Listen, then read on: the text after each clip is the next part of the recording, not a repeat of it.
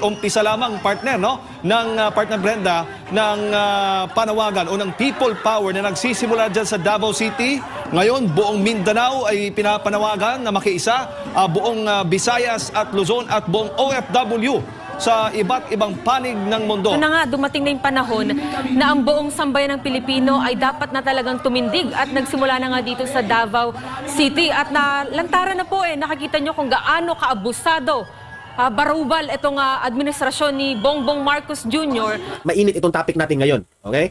Kasi marami nang nananawagan. Nagsalita na si VP Sara, nagsalita na si former President Duterte, and this is alarming, no?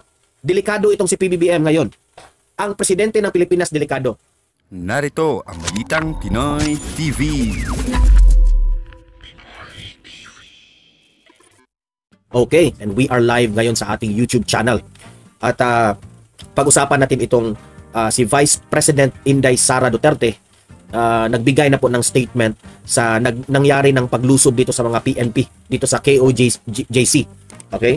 At sa statement ni VP Sara, talagang makikita mo doon na hindi po niya nagustuhan yung mga nangyayari. Okay? So yan, pag-usapan natin yan mamaya. Pangalawa nating pag-usapan, matindi ito kasi si former President Duterte nagbigay na po ng official statement patungkol rin sa KOJC. At kaya nga, both si VP Sara at itong si former President Duterte ay talagang they are saddened, no? Nalungkot po sa nangyari sa KOJC dahil dito sa pinanggagawa ni Torre. At sabi pa nga ni VP Sara na humingi siya ng sorry sa lahat ng mga taga KOJC members. Humingi talaga siya ng sorry dahil nung panahon ng kampanya, syempre, iniinganyo niya ang mga taong bayan na to vote for Presidente Bongbong Marcos. Grabe yun yung ginawa ni VP Sara, grabe ito kasi prangka siya, no? Talagang wala na siyang preno, nilaglag niya talaga si Bongbong Marcos. Kung ano talaga yung pagkakamali ni Bongbong Marcos, hindi niya tinotolerate, no? Sinabi niya talaga, sorry po na iniinganyo ko kayo na iboto itong si Bongbong Marcos. Okay, yan. So mas with that, pag-usapan natin yan mamaya kasi both itong mag-ama, itong si Tatay Digong at si Inday ay nagsalita na po patungkol dito, okay?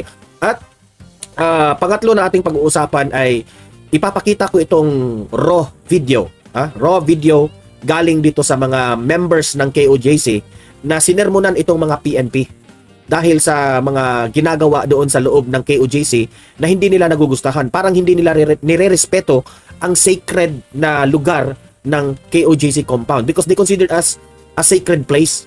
Tapos para sa kanila binababoy lang raw ng mga pulis. Okay, mamaya pag-usapan rin natin yan kasi maganda kasi itong sinabi ng one of their members Paparinig ko sa inyo. Bago ang lahat, bago natin ito pag-uusapan, help me po na i-like muna at i-share itong video na ito para guys kakalat ito sa taong bayan. Okay, sabay-sabay nating i-like muna at i-share itong video natin, Facebook at YouTube. 1, 2, 3, go! Okay, like and share para maraming makalam. And also guys, paki-subscribe at paki-follow ito para lagi kayong updated sa mga balita na kagaya nito at ma-notify ang inyong mga cellphones kung meron tayong breaking news. Okay? So, kagaya nito, breaking news ito. So, sabay-sabay nating i-follow, i-subscribe, Facebook at YouTube. Ready? Follow, subscribe. 1, 2, 3, go! Ayan, thank you very much. Ayan, so guys, simulan na natin kasi mainit itong topic natin ngayon. Okay? Kasi marami nang nananawagan. Nagsalita na si VP Sara, nagsalita na si former President Duterte, and this is alarming, no? Delikado itong si PBBM ngayon. Ang presidente ng Pilipinas delikado. Kaya nga, sabi ko, yung ginagawa nila sa KOJC, kasi we don't know. Itong si Torre, talagang inuutusan ito sa kanilang higher heads. Di ba? Walang iba. Bakit inaalaw ito ni PBBM itong pangyayaring ito? So walang ibang mabiblame dito, si PBBM talaga. Kaya nga nasasabi ko, delikado si PBBM dito. Alam niyo ba kung bakit? Ang taong bayan posibleng mag-people power na, no? Kasi ano na talaga? Ito nafe-feel ko na ngayon, the fact na lahat ng taong bayan saksi sa nakita nila sa KOJC. Nakita nila lahat, di ba? Kung anong ginawa. Maraming nagsasabi nga marami akong kakilala na sumusuporta po sa administrasyon ni Marcos. Pero ngayon, nagme-message sa akin Don Mark, na na-discourage daw sila kay PBBM Nadi-discourage daw sila. Bakit ganun? Bakit hindi man lang nagsalita si PBBM? Bakit hindi niya sinita na it's very obvious na maling-mali talaga ang ginawa ng ating PNP? Kaya nga, nalulungkot sila at nadi-discourage talaga sila sa ginawa. Kaya sabi ko, grabe, delikado talaga si PBBM dito. Tapos ito pa, yung panawagan ni Dado. Di ba? Oh, mag-share at like, guys. Importante rin na mag-like, share para lalawak ito ha. Oh, kasi ang dami nang nag-message sa akin, Donmar, people power na, punta ka na dito sa Manila, punta ka na dito sa Manila. Ang dami na.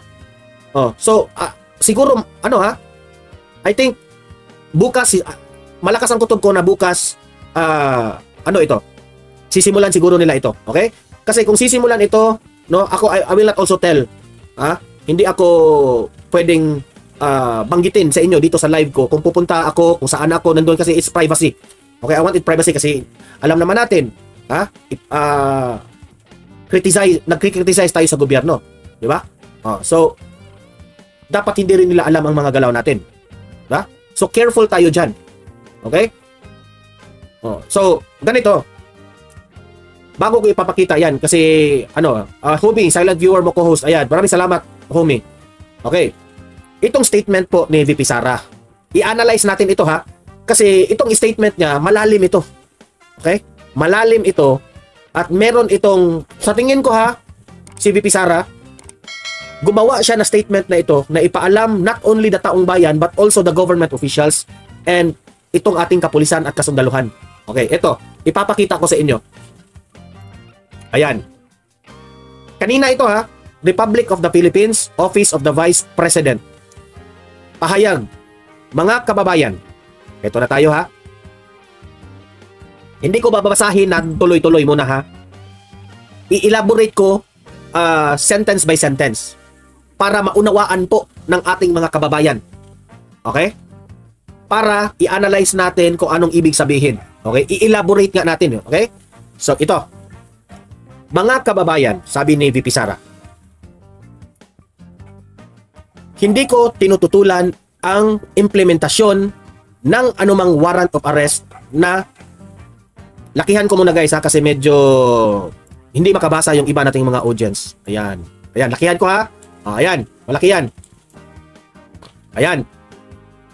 Mga kababayan, hindi ko tinututulan ang implementasyon ng anumang warrant of arrest na naaayon sa batas. Ibig sabihin, walang problema po si VP Sara. Kung meron mang warrant of arrest, walang problema. Kung nakasaad yan sa batas natin, go! Kung aarestuhin nyo si Pastor Apollo Kibuloy na meron kayong warrant of arrest, go! Walang problema. Yan ang sabi ni VP Sara. Walang problema ha, basta hindi ka lang manakit, hindi ka lulusob, mag-follow ka lang sa tamang protocol, sa ating guidelines, ha? Kasi meron lahat yan sa batas natin Hindi ka basta-basta gagalaw like Torre na ginawa niya. Walang problema si VP Sara dyan ha. Mag-serve ng warrant, walang problema. Okay yan lahat.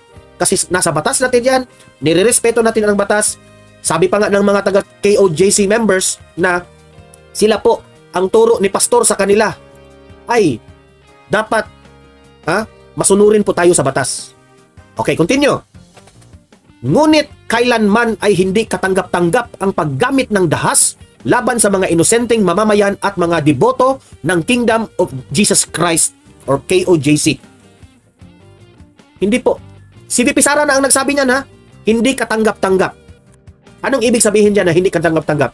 Hindi lang kay VP Sara. Sa mata ng taong bayan at sa mata ng batas natin, hindi yon katanggap-tanggap ang ginagawa mo, Tore.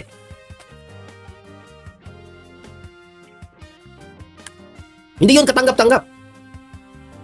Kitang-kita sa social media, lahat nakabulatlat except the mainstream media kasi hindi naman talaga ibabalita ng mainstream media.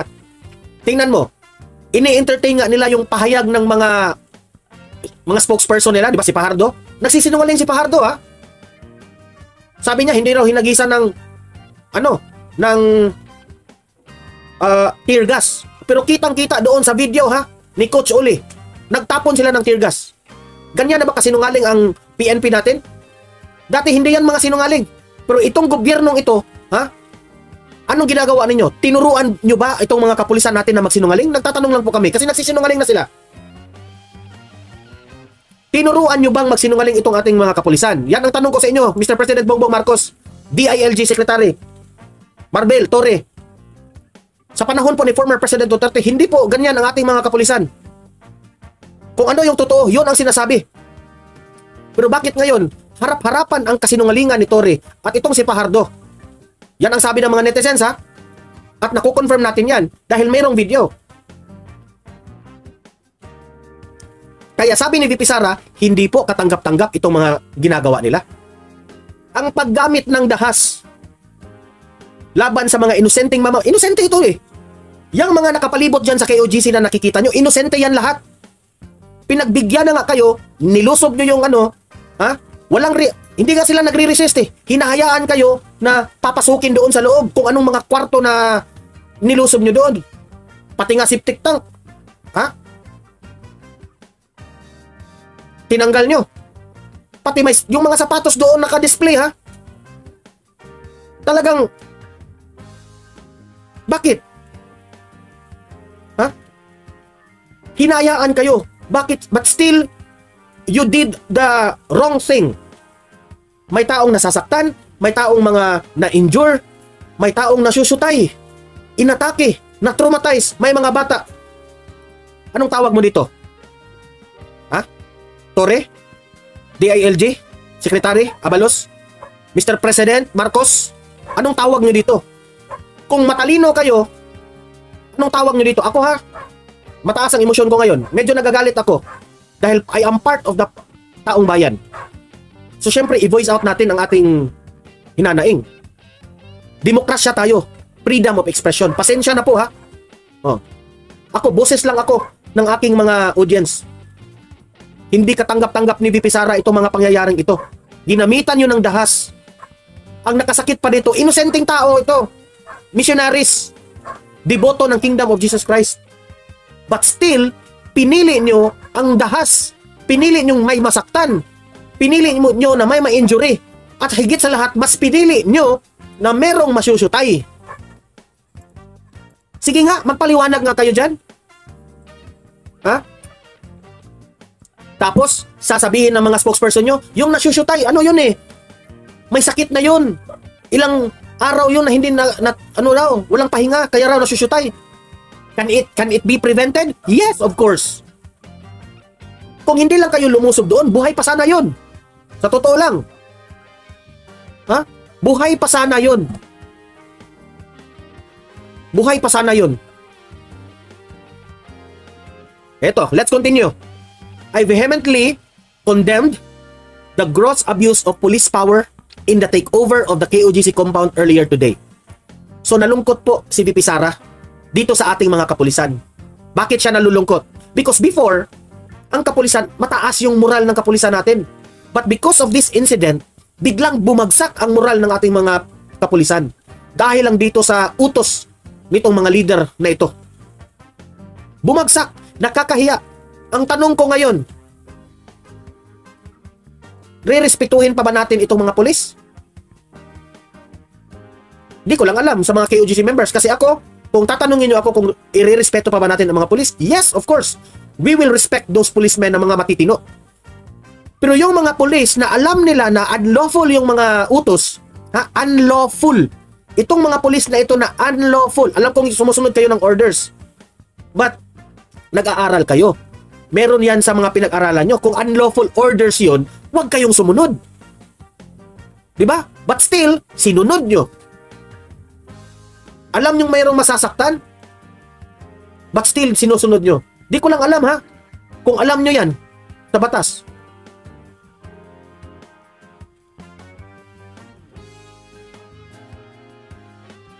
So sabi dito ni VP Sara, I vehemently condemn the gross abuse of the police power in the takeover of the KOGC compound earlier today, which led to the harassment of religious worshippers, the abuse of minors, and the unnecessary loss of life. Merong nasusutay. Nakakalungkot yan po.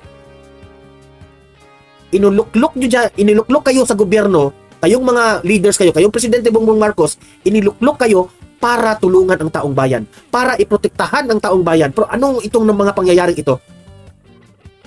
Dahil sa galit nyo sa pastor, meron talaga magsasakripisyo? Nagtatanong ako, kailangan ba itong mangyari? Is this practical? Itong ginagawa ninyo? Yang paglusob nyo sa KOGC, pera yan, magastos yan.